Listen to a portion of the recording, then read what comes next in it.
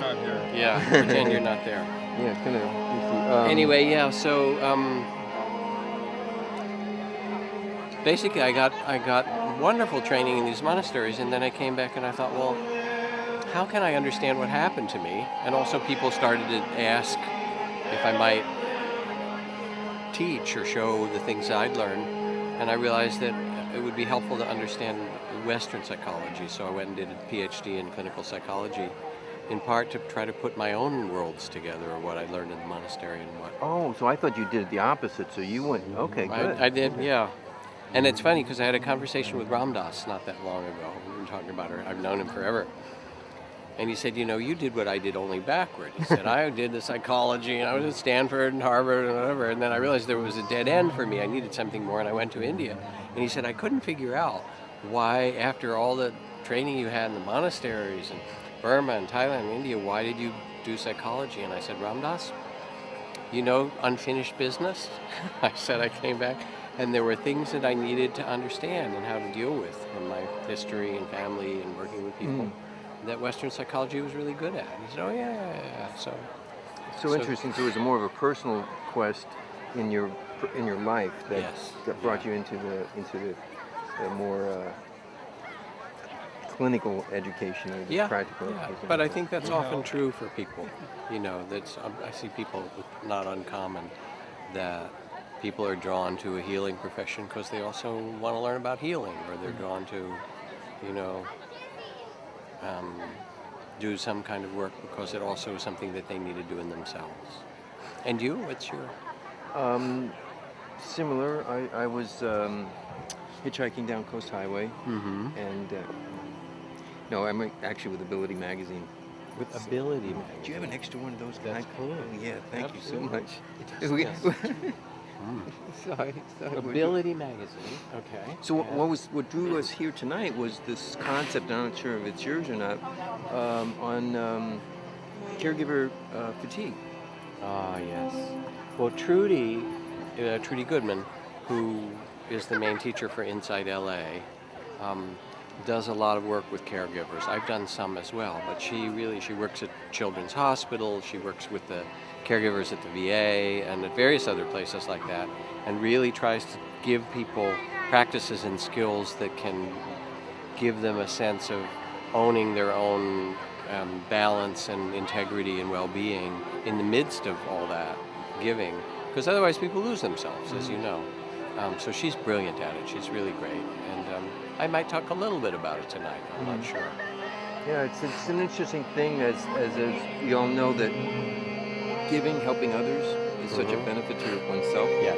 It's the most rewarding thing I guess we can do. Yeah. But then there is that level of fatigue and burnout that can happen. Well, in Eastern psychology, when you talk about compassion, the word actually has a slightly different valence, in that the compassion, in English you can kind of use it for, this poor guy here who's holding the camera, it's heavy and you have to be, sympathetic, or you're worried about that person who's hungry or that person who's suffering in some way, and so it's a kind of resonance with the other.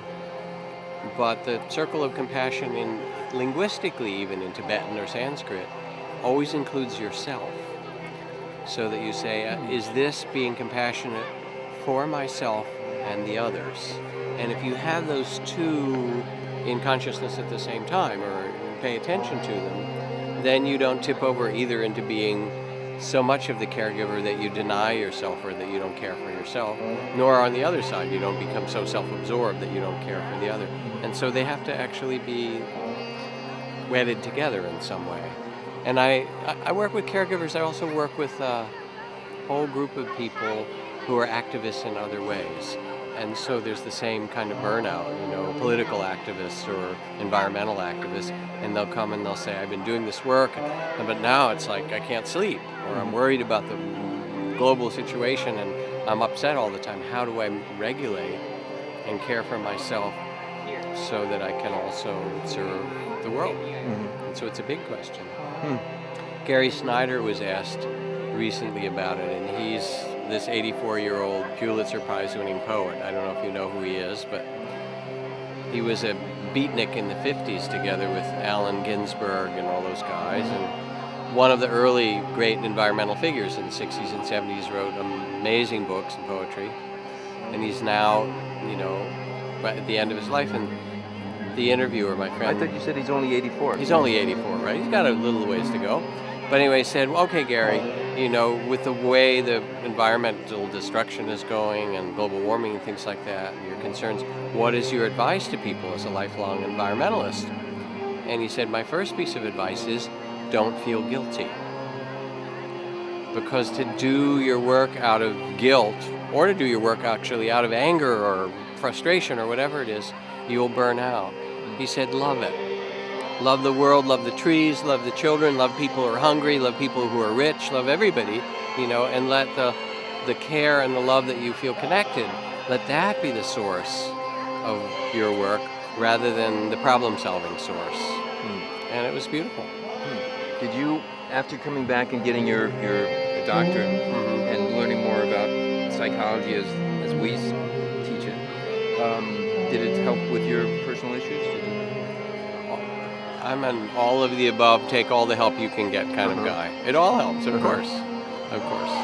But do you still have issues that you're dealing with? Of course, everybody does.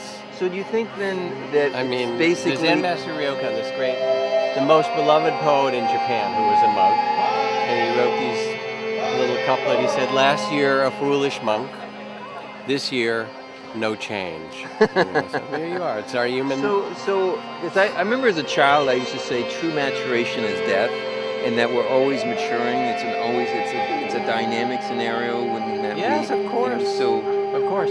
And the only thing that may be inaccurate about the statement, you'll see, is death may be just the next stage in some process that happens afterward. Now I won't know. Yeah, exactly. So keep, Others may know, I don't yet know. See what happens. Yeah. Exactly. Anyway,